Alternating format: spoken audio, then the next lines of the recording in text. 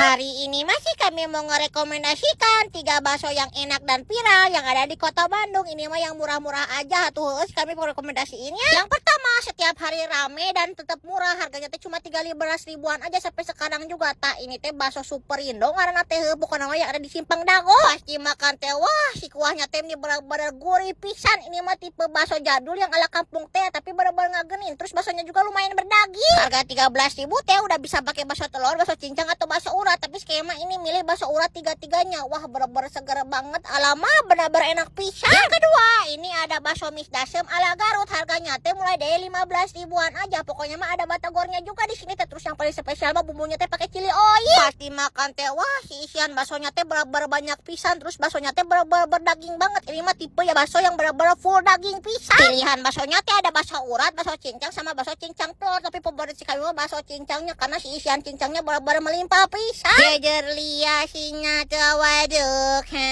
Iyo teh mendingan pisan.